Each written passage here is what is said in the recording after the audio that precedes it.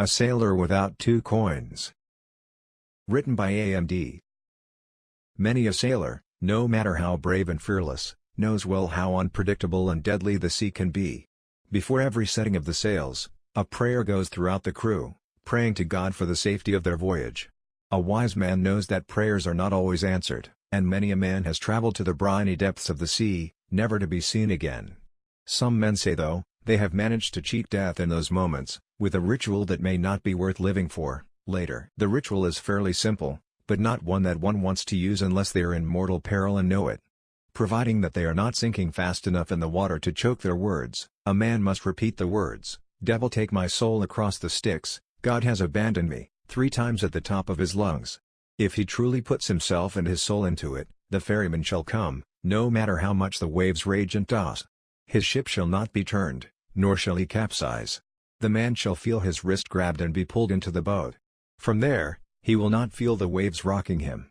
He will feel no hunger, no thirst, only the breath in his lungs and the wind blow softly across his wet face. It is important that the man does not look up into his eyes. This is because calling him out is a trick. You see, the ferryman will not take a soul across the Styx without payment. He will hear him speak, asking for payment. When he asks, he must proclaim that he is without payment and needs to go get it from home. The ferryman will then begin to row to the sailor's home shore. He cannot look at him at all the entire way. If it takes 3 days and 3 nights, it will not matter. This is because if the ferryman looks into your eyes, he will know you are lying and return you to the waters to drown. When you finally reach the shore, the sailor must thank him and tell him he will return shortly. The sailor can never return to the sea after this. The ferryman will never come to the shore to collect, only be there by the water, awaiting his payment. If a sailor ever does set foot on a boat again, he and all the men on it shall perish in a violent and destructive manner. Be warned though. One cannot outrun the ferryman forever.